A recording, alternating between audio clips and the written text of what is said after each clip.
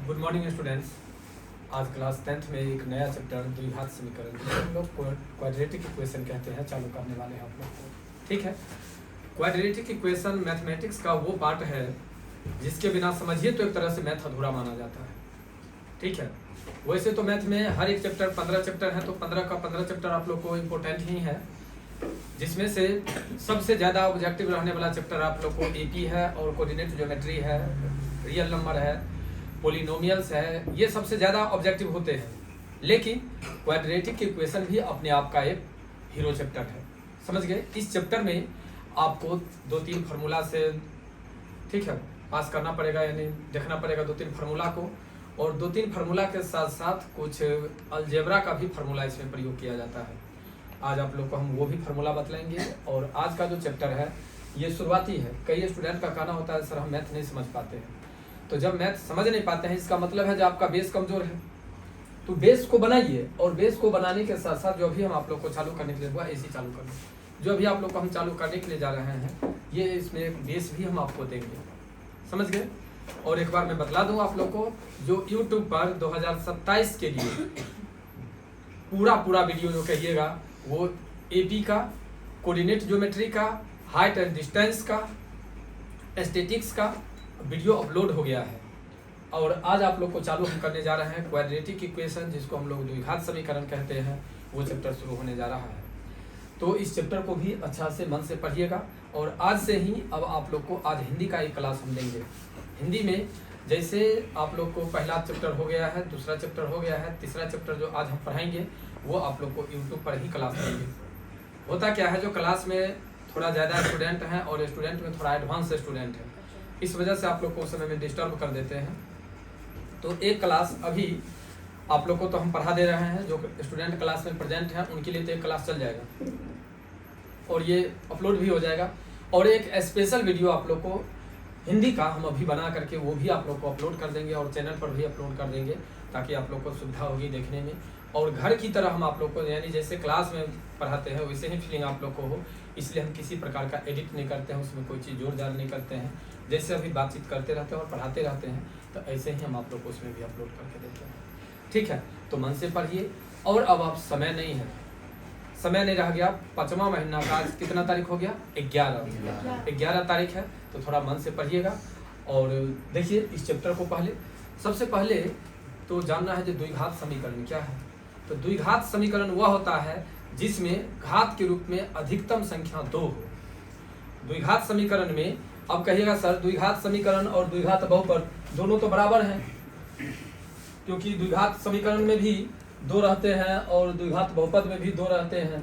ये कौन सिस्टम हो गया सर, तब तो ये दिक्कत है। तो आप लोग को वो चीज़ हम समझा देते हैं, पहले वो चीज़ को समझ लीजिए। जो द्विघात समीकरण हम लोग कहाँ से बनाते हैं और द्विघात बहुपद कहाँ से बनाते हैं, ये चीज़ को पहले समझ लीजिए। देखिए अगर आप लोग को क्वेश्चन आता है, अगर आप लोग को क्वेश्चन होता है द्विघात समीकरण और द्विघात बहुपद का, तो क्या होगा सो देख लीजिए। अगर आपका क्वेश्चन रहेगा x² - 3x + 5, मान लीजिए एक मतलब, तो इस मतलब में अगर 0 रहेगा तो ये द्विघात समीकरण होगा, याद रखिएगा। बराबर 0 अगर रहेगा तो ये द्विघात समीकरण होगा, और अगर आपको केवल इतना दिया रहेगा तो ये द्विघात बहुपद होगा, याद रखिएगा। घात की संख्या अधिकतम 2 होती है। द्विघात समीकरण में घात की संख्या अधिकतम 2 होती है। द्विघात समीकरण में घात की संख्या अधिकतम 2 होती है। द्विघात समीकरण में घात की संख्या अधिकतम 2 होती है। द्विघात समीकरण में घात की संख्या अधिकतम 2 होती है। अगर घात की संख्या अधिकतम अगर 2 होती है तो द्विघात समीकरण होता है, द्विघात बहुपद होता है, दोनों। अब बात आई जो फिर समीकरण और बहुपद में फर्क क्या है, तो जानिए। अगर बराबर 0 रहेगा तो आपको समीकरण होगा, और बराबर 0 नहीं होगा तो द्विघात बहुपद होगा। ये बात सभी आदमी याद कर लीजिए, बहन याद कर लीजिए ये चीज। जो अगर बराबर 0 रहेगा, अगर बराबर 0 रहेगा तो द्विघात समीकरण होगा, अगर बराबर 0 नहीं रहेगा तो द्विघात बहुपद होगा। आज आप लोग के बीच में आया है द्विघात समीकरण की बात। आज से कुछ दिन पहले हम लोग पढ़े थे द्विघात बहुपद। अब मान लीजिए द्विघात बहुपद पढ़े थे, नहीं तो द्विघात बहुपद पढ़े थे तो उस समय में तो जीरो का जिक्र नहीं था, सीधे जो समीकरण दिया गया उस समीकरण को हम लोग हल कर दिए और समझ गए ये द्विघात बहुपद है। लेकिन अब जब बात आ गई द्विघात समीकरण का, तब तो क्वेश्चन होगा ना जो सर द्विघात बहुपद क्या है। तो जब अगर यही समीकरण तो हम पढ़े हुए हैं सर, ये समीकरण जो अभी आप पढ़ा रहे हैं ये समीकरण तो हम लोग द्विघात बहुपद में पढ़े हुए हैं, तो जब द्विघात बहुपद में पढ़े हुए हैं तो फिर यहाँ पर क्या है, तो बउआ वही चीज यहाँ पर भी है, लेकिन यहाँ पर बराबर जीरो है। अगर बराबर जीरो होगा तो द्विघात समीकरण होगा, अब बराबर जीरो नहीं होगा तो द्विघात बहुपद होगा। ये बात तो क्लियर हो गया। अब जानिए द्विघात समीकरण कितने प्रकार से बनाए जाते हैं। तो द्विघात समीकरण के लिए पहले सूत्र समझ लीजिए। आपको द्विघात समीकरण जो होता है वो इस टाइप से होगा, ax² plus bx plus c equal to 0। आपको इसी टाइप से दिया रहेगा, आपको इस टाइप से दिया रहेगा और यही है आपको द्विघात समीकरण का सूत्र। द्विघात समीकरण का सूत्र क्या होता है, ax² plus bx plus c equal to 0, ax² plus bx plus c equal to 0, ax² plus bx plus c equal to 0। अब ये चीज हो गया, आपको इसे हम सिद्ध करके भी बतला देंगे। श्रीधराचार्य नियम, श्रीधराचार्य नियम बनता कैसे है वो चीज हम आपको सिद्ध भी करके बतला देंगे। अभी जस्ट देखिए थोड़ा शॉर्ट में हम चलते हैं ताकि आप लोग को समझ में आए। देखिए यहीं पर चलते हैं, इसी को समझा देते हैं, आप लोग को समझ लीजिए। ax² plus bx plus c equal to 0 हो गया। तो बउआ इसका नियम है,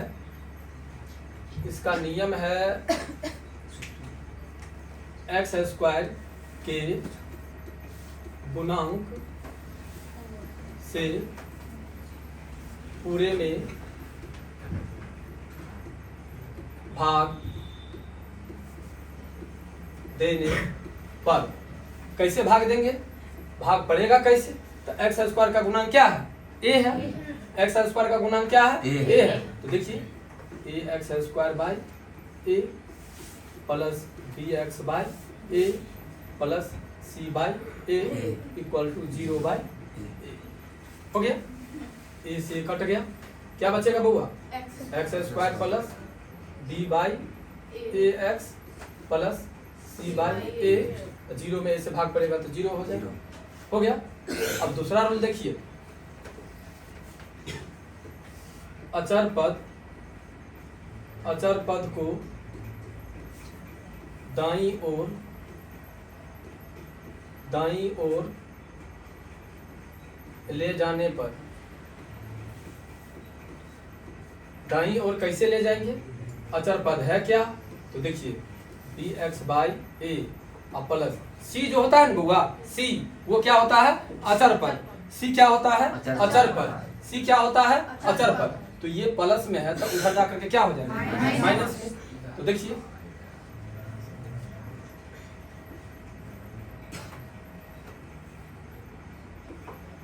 बराबर माइनस c बाई a हो जाएगा। अब तीसरा रूल क्या कहता है बउआ, सो देखो x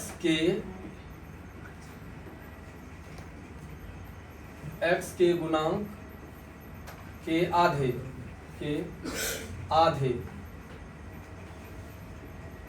के वर्ग को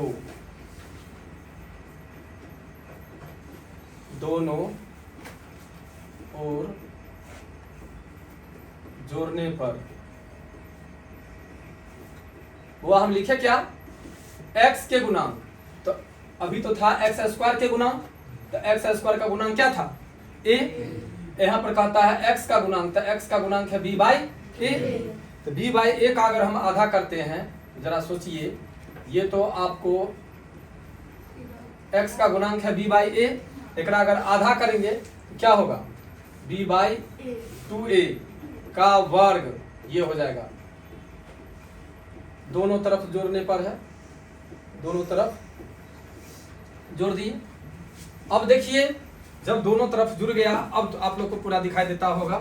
अब देखिए कहता है x के गुणांक, तो x के गुणांक है b by a। Sir 2a क्यों दिए? बतला रहे हैं। देखिए ना, x के गुणांक के, तो x के गुणांक है b बाई a के आधे, आधे मतलब कि 1/2, आधा मतलब कि बट्टा में 2, तो मान लीजिए बउआ आपका गुणांक है ये, तो एकरा अगर आधा करेंगे तो बट्टा 2 करेंगे, 2 करेंगे कि ना। तो जब ऊपर वाला बट्टा है तो नीचे वाला भी बउआ बट्टा हो जाएगा। तो क्या इसको लिखेंगे b/a इंटू 1/2 यानी b/2a। अब कहां से 2a आया, कोई दिक्कत? ये चीज समझ में आ गया? रुकिए ना, आपको भी समझा देंगे, दिक्कत नहीं है, सब आदमी को समझ में आएगा। नहीं दिखाई देता है तो आगे पीछे करके समझा देंगे। ये चीज हो गया। अब जरा सोचिए, देखिए अगर ये प्लस में रहेगा, ध्यान में रखिएगा, अगर ये प्लस में है तो इसको माइनस कर लीजिएगा, नहीं तो जैसे हो वैसे ही रखने दीजिए। तो क्या ये a² + 2ab + b² में चला जाएगा? ये क्या इसको लिख सकते हैं ऐसे a + b/2 का होल स्क्वायर बराबर, यहाँ पर पहले तोड़ लेते हैं, -c/a प्लस b² क्या हो जाएगा, ये 2 दूनी 4a² होगा। अब आइए इधर हम लेकर के चलते हैं, इधर से आएंगे तब होगा x + b/2a का होल स्क्वायर इक्वल टू क्या हो जाएगा यहाँ पर 4a²। नहीं तो 4a² में अगर a से डिवाइड करेंगे तो 4ac और प्लस में b² होगा। अब क्या इसको ऐसे लिख सकते हैं x + b/2a का whole square equal to b² -4ac/4a² होगा। अब बताइए स्क्वायर हटेगा तो रूट चढ़ेगा, x + b/2a equal to square हटाते हैं b² -4ac/4a² का रूट हो जाएगा। अब ये प्लस उधर जाकर के क्या हो जाएगा, पहले रुकिए, द्विघात समीकरण से यहाँ लिख सकते हैं x = -b, ये प्लस उधर जाकर क्या हो जाएगा -2a प्लस माइनस, द्विघात समीकरण का मतलब कि प्लस माइनस रूट में आपको हो जाएगा b² -4ac। इसको रूट से बाहर निकालेंगे तो 2a। बताइए द्विघात समीकरण का फॉर्मूला ये होता है ना। अब यहाँ पर देखिए x = हम पूरा लेकर के चलते हैं, फिर समझाएंगे भी। 2a और 2a का एलसीएम क्या हो जाएगा 2a, ये हो जाएगा आपको -b plus minus √b² -4ac। Formula यही है। अब एक बार आप लोग अच्छा से देखिए, इसका नाम है श्रीधराचार्य नियम। क्या नाम है इसका? श्रीधराचार्य नियम। जैसे आप लोग को कई ऐसा फॉर्मूला है, जैसे आप लोग देखते हैं त्रिकोणमिति में sin² theta plus cos² theta बराबर 1 होता है ना। तो जब sin² theta plus cos² theta बराबर 1 कैसे होता है, ये आप लोग को हम प्रूव करके देते हैं। उसी प्रकार से ये आप लोग के नजदीक में हम प्रूव करके दिए हैं, जैसे श्रीधराचार्य नियम क्या होता है। सो देखिए, ये आपका द्विघात समीकरण होता है ax² + bx + c = 0। आपका है ax² + bx + c = 0। तो x² के गुणांक में जो रहे a b c d यानी a से z तक का कोई लेटर रहे, या 0 से लेकर के 9 तक का कोई नंबर रहे, जो चीज यहाँ पर दिया रहेगा उसी से पूरा में भाग पड़ेगा। x² के गुणांक में जो दिया रहेगा उसी से पूरा भाग पड़ेगा। अब दिखाई दे रहा है ना सब आदमी को? अब तो कोई दिक्कत नहीं, हम साइड में है, हम दिखाई दे या ना दिखाई दे, हमारी आवाज दिखाई देनी मतलब सुनाई देनी चाहिए, और ये पूरा दिखाई देनी चाहिए। सब आदमी को दिखाई दे रहा है तो समझिए x² का गुणांक अभी तत्काल में क्या है a है, तो a से हम पूरे में भाग करेंगे। तो देखिए समीकरण है मेरा ax² + bx + c = 0 और x² का गुणांक क्या है a, तो a से सब में भाग दे दिए, हो गया सब में भाग। बुआ a में a से भाग देंगे तो कट जाएगा, 1 बचेगा। तो देखो भैया a में a से भाग दे दिए, बात खत्म हो गया। अब यहाँ पर चलते हैं b/x मतलब b/ax + c/a = 0 में कोई भी चीज से भाग पड़ता है तो 0 हो जाता है, तो पता है। तो चलिए बराबर 0 ले लिए, कोई दिक्कत? ये लाइन आप लोग को समझ में आ जाना चाहिए, किसी को कोई दिक्कत? ये लाइन समझ में आ गया। अब देखिए दूसरा रूल कहता है अचर पद को दाईं ओर ले जाने पर, अचर पद क्या होता है? तो x² का गुणांक होता है, x का गुणांक होता है और अचर पद होता है। तो c को हम लोग अचर पद कहते हैं, c को बुआ हम लोग अचर पद कहते हैं, c को हम लोग अचर पद कहते हैं। तो देखो भैया c अचर पद है, तो c को दाईं ओर ले जाने पर यानी प्लस है तो उधर जाकर के क्या हो जाएगा माइनस। ठीक है, हो गया माइनस में, ये माइनस में कर लिया है। ये समझने में कोई दिक्कत? ये लाइन समझने में बुआ कोई दिक्कत नहीं है, ये लाइन समझ में आ गया। अब कहता है तीसरा रूल, x के गुणांक, यहाँ पर था x स्क्वायर के गुणांक और यहाँ पर है x के गुणांक, तो x के गुणांक क्या है? b by a। क्या है? b by a। क्या है? b by a।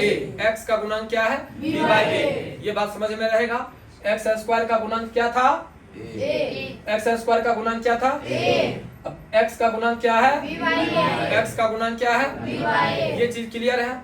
हो सकता है यहाँ पर b बाई a के जगह पर कुछ और भी रहेगा, कोई दिक्कत होगा समझने में, ये चीज क्लियर है। तो आगे आते हैं, x के गुणांक के आधे, x के गुणांक के आधे यानी b बाई a का आधा हो जाएगा b बाई 2a। कैसे होगा? फिर से एक बार देख लीजिए, b बाई a का आधा, आधा का मतलब कि बट्टा में 2, तो जब ऊपर वाला बट्टा है तो नीचे वाला भी बट्टा, ये हो जाएगा b बाई a गुने 1 बाई 2। तो b को 1 से गुना करेंगे तो b और 2 को अगर 1 से मल्टीप्लाई करेंगे तो 2a हो जाएगा। तो देखिए x के गुणांक के आधे, तो x के गुणांक के आधे क्या हो गया है मेरा? b बाई 2a के वर्ग, के वर्ग का मतलब कि ये वर्ग यही होता है, को दोनों ओर जोड़ने पर, दोनों ओर जोड़ने पर मतलब कि बराबर के इधर भी और बराबर के इधर भी, दोनों तरफ जोड़ने पर कोई दिक्कत? दोनों तरफ जोड़ दिए हैं, कहां पर? भैया देखिए, ये दोनों x square plus b x by a, ये पहले से था ही, एक कर आधा किए तो b बाई 2a, जो कि ये दिखाई दे रहा है b बाई 2a का वर्ग, वर्ग मतलब कि स्क्वायर, इधर भी जोड़ दिए, ये इधर जोड़ दिए, जुड़ा गया ना। अगर आपकी इच्छा है जे नहीं इसको तोड़ लें, अगर आपकी इच्छा है तो तोड़ लें, और नहीं तो देखिए a स्क्वायर बी स्क्वायर, जब ये a स्क्वायर और b स्क्वायर हुआ तो ये क्या हो जाएगा? 2ab, तो a square plus 2ab plus b square किसका फॉर्मूला है? a प्लस b का whole square, a plus b का होल स्क्वायर कर दिए। यहाँ पर माइनस c बाई a जैसे है तो कर ही दिए, अब b पर पावर मतलब b बाई 2a पर पावर 2 है तो b का स्क्वायर कर लिया, 2 दूनी 4a स्क्वायर हो गया। अब देखिए a मतलब माइनस c बाई a और plus b square by 4a square का है, यहाँ पर हम कर लिए एलसीएम। एलसीएम कैसे किए सो देख लीजिए, a और 4a स्क्वायर का एलसीएम हुआ 4a स्क्वायर, तो 4a स्क्वायर में अगर a से डिवाइड करेंगे तो बचेगा 4a, तो 4a को अगर हम c से मल्टीप्लाई करेंगे तो माइनस 4ac हो जाएगा, और प्लस 4a स्क्वायर में अगर 4a स्क्वायर से भाग करेंगे तो 1, तो 1 को b स्क्वायर से गुना करेंगे तो b स्क्वायर हो गया। अब देखिए यहाँ पर हो गया, तो क्या इसको लिख सकते हैं b स्क्वायर, ये माइनस वाला माइनस 4ac हो गया। यहाँ पर हम लिख सकते हैं द्विघात समीकरण से, क्या लिख सकते हैं? द्विघात समीकरण से। द्विघात समीकरण का मतलब ये होता है जब भी अगर इस टाइप का अगर क्वेश्चन आता है ना और रूट में आ जाता है तो प्लस में भी हो सकता है और माइनस में भी हो सकता है, प्लस में भी हो सकता है और माइनस में। क्यों सर प्लस में होगा और क्यों सर माइनस में होगा, ये बात समझिए, क्योंकि ये क्या है? रूट है, रूट का मतलब पेयर होता है, जोड़ा होता है, तो जोड़ा का मतलब कि माइनस माइनस प्लस हो जाएगा और प्लस तो रह भी सकता है, इसलिए प्लस माइनस। तो अब देखिए यहाँ पर हम स्क्वायर हटाए तो रूट चढ़ा दिए, रूट चढ़ाए तो प्लस माइनस हो सकता है, प्लस माइनस हो सकता है, और ये प्लस में है, बराबर के उधर प्लस में है, तो बराबर के इधर में क्या आ जाएगा? माइनस। तो देखिए ये प्लस में है तो माइनस में आ गया ना, minus b by 2a plus minus b square minus 4ac। अब 4a स्क्वायर का एलसीएम क्या हो जाएगा, मतलब वर्गमूल क्या हो जाएगा? 2a, तो 2a दे दिए, देखिए 2a और 2a का एलसीएम क्या है? 2a, तो 2a में अगर 2a से भाग करेंगे तो 1, तो 1 को अगर माइनस b से मल्टीप्लाई करेंगे तो माइनस b, फिर प्लस माइनस है तो प्लस माइनस, फिर 2a में 2a से अगर डिवाइड करेंगे तो 1, तो 1 को अगर इतना से मल्टीप्लाई करेंगे तो इतना, और यही आपको द्विघात समीकरण का सूत्र है। समझ में आ गया? ये हुआ द्विघात समीकरण का सूत्र एक। अब देखिए द्विघात समीकरण का दूसरा सूत्र क्या है? दूसरा सूत्र है बुआ गुणनखंड विधि से। ऐसे लिख सकते हैं, ऐसे लिख सकते हैं, द्विघात समीकरण बनाने के नियम। द्विघात समीकरण बनाने का नियम 1 नंबर में हो जाएगा गुणनखंड विधि। क्या हो जाएगा बुआ? गुणनखंड विधि। 2 नंबर में हो जाएगा आपको वर्ग विधि।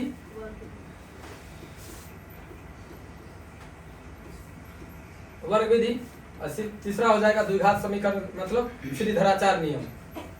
श्रीधराचार्य नियम, इसी को हम लोग विवेक्तर भी कहते हैं।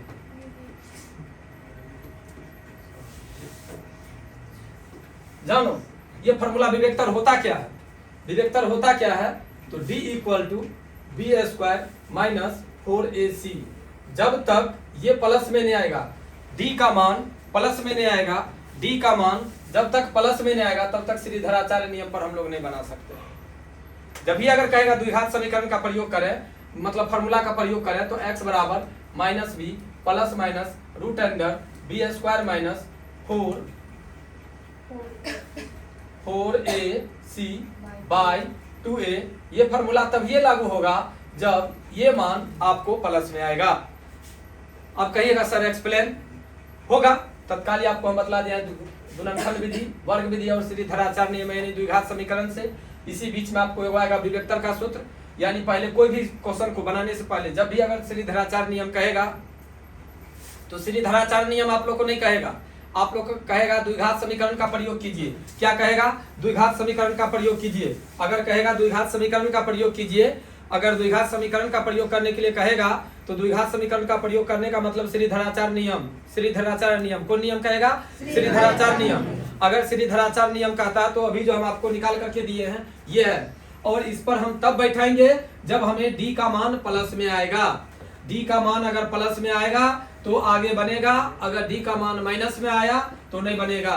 डी का मान अगर प्लस में आया तो समीकरण पर बैठाएंगे, डी का मान प्लस में नहीं आया तो हम समीकरण पर नहीं बैठाएंगे, यानी फार्मूला पर नहीं बैठाएंगे। ये बात क्लियर हो गया।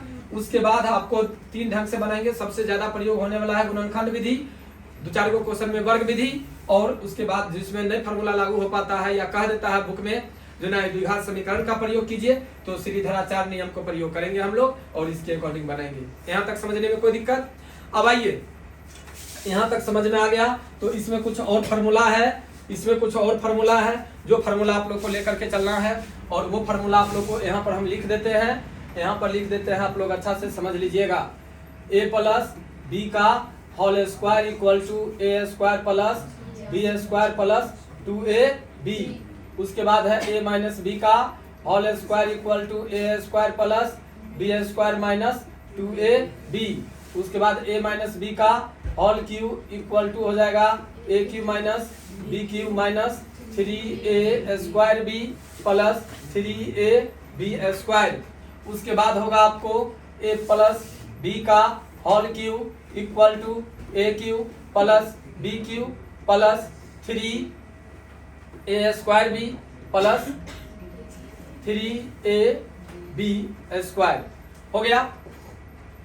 अब देखिए a cube minus B cube equal to हो जाएगा a minus b into a square plus B square plus a B.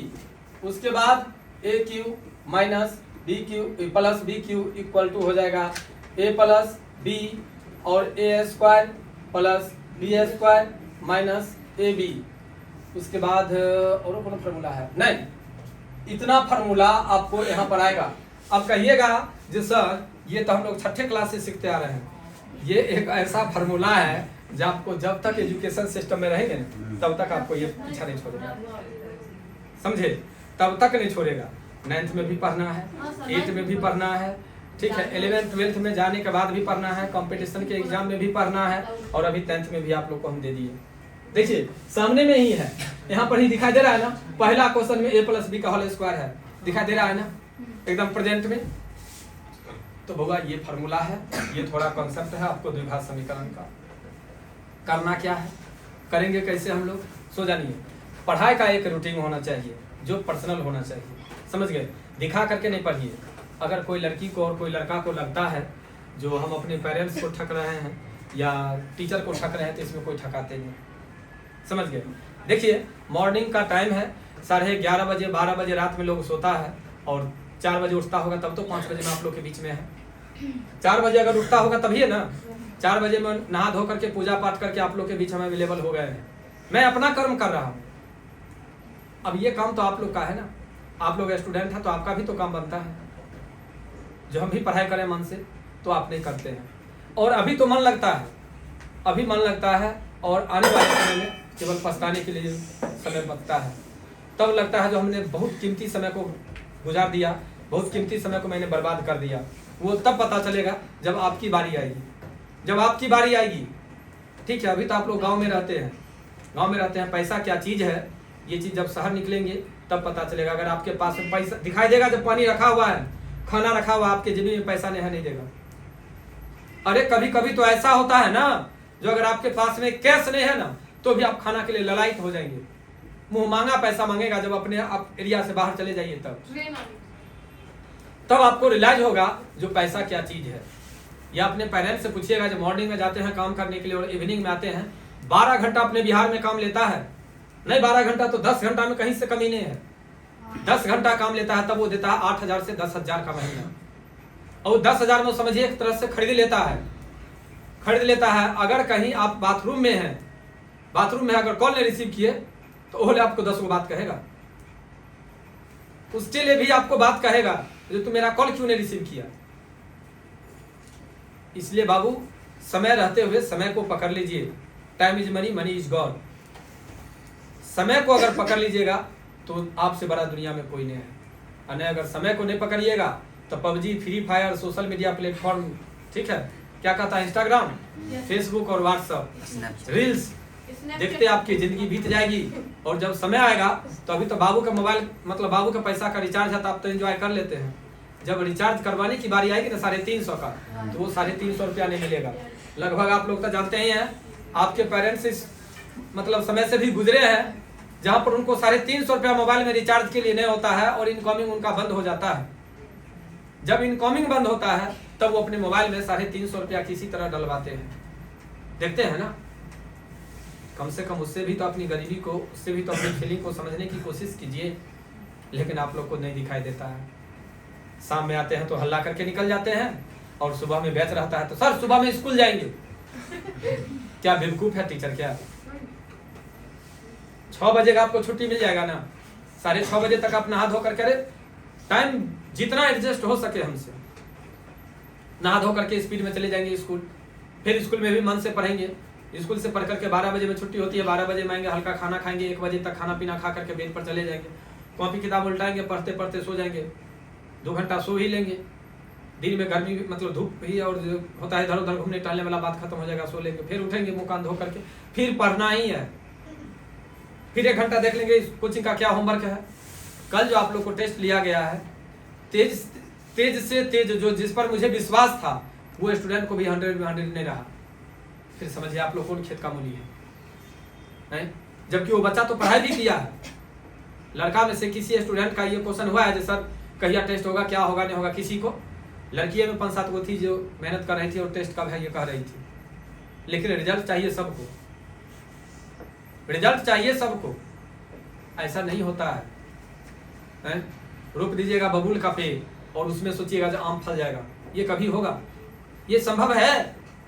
आम अगर खाना चाहते हैं तो आम का पौधा लगाना होगा। ये समझ लीजिए, अगर सुगंध लेना है गुलाब का तो गुलाब का पौधा लगाना ही पड़ेगा। आप चाहिएगा जो चमेली में गुलाब का सुगंध आ जाए, कभी नहीं आएगा, कभी नहीं आएगा, कभी नहीं आएगा, कभी नहीं आएगा। और यही सत्य है। इसलिए पढ़िए, इसलिए पढ़िए। कह रहे हैं पेरेंट्स मुझे कॉल करते हैं, क्या हम गार्जियन को देखने के लिए जाते हैं? गांव में जाते हैं। और मोबाइल कौन देता है? गार्जियन ने देते हैं। भर दिन मोबाइल देखे, हम मोबाइल छोड़ाबू, मोबाइल हम देते हैं पर बोला अल्ट्रा आईफोन, तो पेरेंट्स देते हैं। तो ये सब बात आप लोग को समझना है। अगर ये सब चीज अगर नहीं समझेंगे तो आने वाला समय में आप लोग को समस्या होगा, ये समझ लीजिए। ठीक है, तो हम आप लोग को ये बतला देते हैं। और अगर आप लोग तो खैर वीडियो नहीं देखते हैं, अगर आप लोग के पेरेंट्स ही देखें तो ये समझें, जो संस्थान के साथ साथ एक पेरेंट्स का भी अहम भूमिका होता है बच्चों को सक्सेस करने में, यानी आगे बढ़ाने में। ठीक है, इसलिए आप सभी स्टूडेंट इसमें भागीदारी लीजिए, मन से पढ़ाई कीजिए। और मन से पढ़ाई करने का मतलब ये चीज जो पढ़ाया जाता है उसको यहाँ पढ़ने के साथ साथ घर पर भी देखिए। ठीक है, ये फार्मूला जो अभी आप लोग को बतला रहे हैं 6 क्लास से ही पढ़ना है। और अभी क्लास जो चल रहा है इसमें से क्या वो स्टूडेंट की क्वेश्चन को बना सकते हैं, उसको बताइए। हाथ उठा रहे हैं वो बना देंगे। हाँ, बना दे। ओ थोड़ा समझ ना तेरी देखो तो तेरे को है क्लास में काबिल बच्चा ना रे। चलिए देखते हैं, वो बोल देते हैं झगड़ा से बन जाएगा तो हमारा हिम्मत मिल जाता है छोटी सब से झगड़ा करने में माहिर। ना तो यही बात के लिए चिंता लगता है जकड़ा आगे के ना होते चलते बढ़ते सब चलता बनेगा, सब कुछ धो देगा। चलिए ध्यान दीजिए बउआ, पहला क्वेश्चन है आप लोग को कहता कि जांच कीजिए कि क्या निम्न द्विघात समीकरण है। ये चेक करना है कि द्विघात समीकरण है या नहीं। तो देखो यहाँ पर x + 1 का होल स्क्वायर, बउआ ध्यान दो, हंसते समय हंस लो लेकिन फिर सीरियस के समय में सीरियस हो जाओ। x + 1 का whole square equal to 2 × x - 3, ये द्विघात समीकरण है या नहीं है चेक करना है। तो देखिए ये हो जाएगा आपको a² + 2ab + b² equal to 2 को x से तो 2x - 6 हो जाएगा। देखिए या इसलिए दिए जहाँ पर बराबर का चिन्ह है, ये हो जाएगा x² + 2x + 1 - 2x + 6 equal to 0। ये माइनस और ये प्लस कट गया, x² + 7 इक्वल टू 0। बताइए द्विघात समीकरण है या नहीं? नहीं है सर। नहीं है, कैसे है नहीं है सो बताइए। नहीं कैसे है? हाँ आपका पता नहीं है और आप बतलाए जो है कैसे है।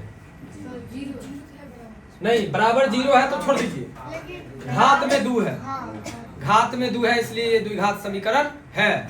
घात में 2 रहेगा तो द्विघात समीकरण है, घात में 2 रहेगा तो द्विघात समीकरण है। आप कहिएगा जो सर आप तो फॉर्मूला बतलाए थे ये ax² + bx + c equal to 0 होता है। कभी कभी क्या रहेगा जो ये दिया रहेगा और ये दिया रहेगा, कभी कभी क्या होगा जो आपको ये दिया रहेगा और ये दिया रहेगा, ये गाग रहेगा, ऐसा रहता है। तो अभी आपको क्या है, ये दिया हुआ है और ये दिया हुआ है, तो द्विघात समीकरण है। क्या है ये? द्विघात समीकरण है। ये क्या है? द्विघात समीकरण।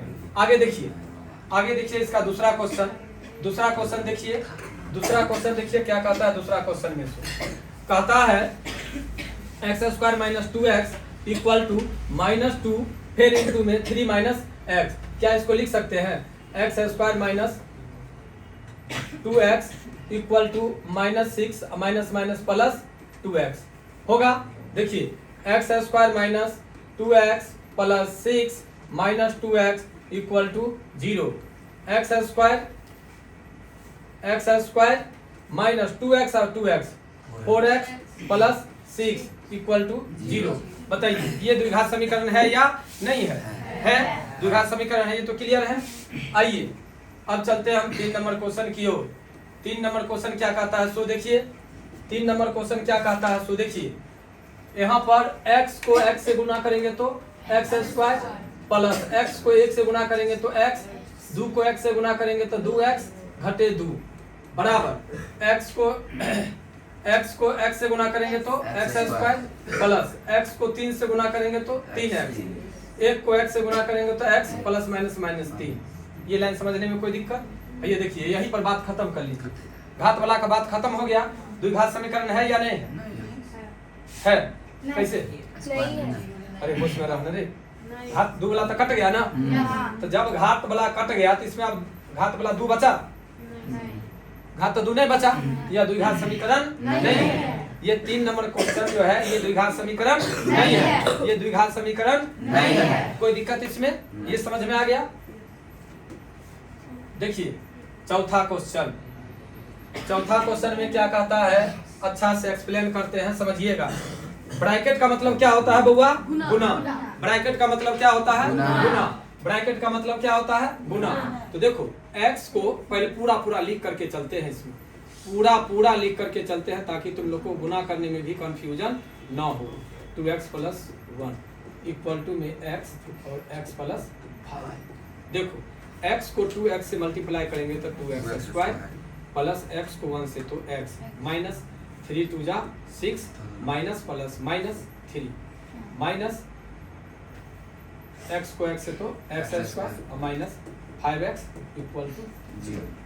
अब देखिए 2x² में से x² चला जाएगा तो x² हो जाएगा।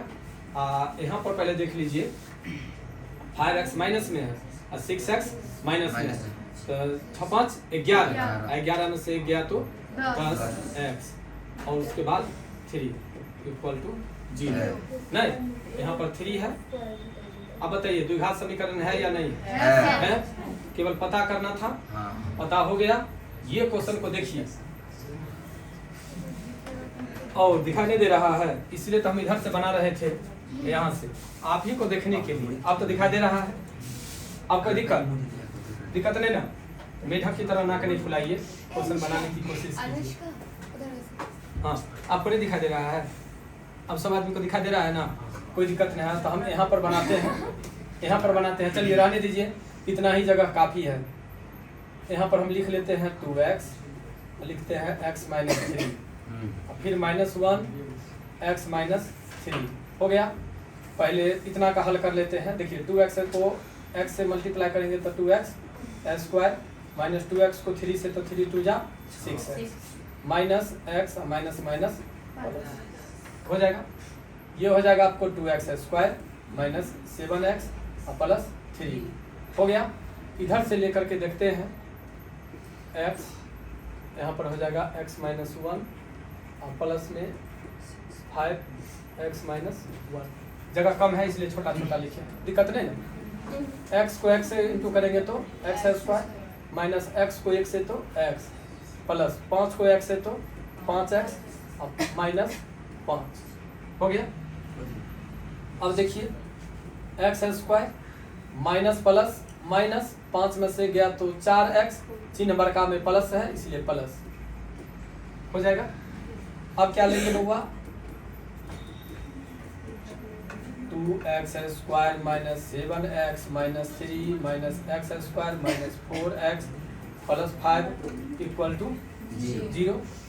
ये हो जाएगा आपको 2x स्क्वायर में से x स्क्वायर चला जाएगा तो x स्क्वायर माइनस 7 में से 4, 7 और 4 कितना 11x minus minus plus minus 5 में से 3 गया तो 2, चिन्ह बड़का में प्लस है इसलिए प्लस। बताइए द्विघात समीकरण है या नहीं है? कोई दिक्कत नहीं? हाँ, कहना है? हो गया सब आदमी को? कुछ कहना है? अगर नहीं कहना है तो अब आप लोग को हम देखिए अगला क्वेश्चन 6 नंबर 7 नंबर और एगो 8 नंबर, 3 गो क्वेश्चन दिखाई दे दिया। क्या ये 3 क्वेश्चन आप लोग से बन जाएगा? 3 क्वेश्चन बना करके सुन लीजिए। ये तो हम बना ही दिए हैं। ये क्वेश्चन एगो रह गया 6 नंबर, उसके बाद 7 नंबर और एक 8 नंबर। ये तीनों क्वेश्चन आप लोग बना करके लाएंगे HW में और ये तीनों क्वेश्चन आप लोग को बन जाएगा। सुन लीजिए, क्लास में जितना स्टूडेंट हैं उतना स्टूडेंट तो बना ही लेंगे और कुछ महानुभाव लोग जो नहीं आए हैं अभी वो जरूर बना करके व्हाट्सएप पर डाल देंगे क्वेश्चन को। कल आप सभी स्टूडेंट को ये 3 क्वेश्चन के साथ साथ इसका जो भाषा है ये क्लियर कर देंगे, ठीक है? और फिर मिलते हैं नेक्स्ट क्लास के साथ, तब तक के लिए।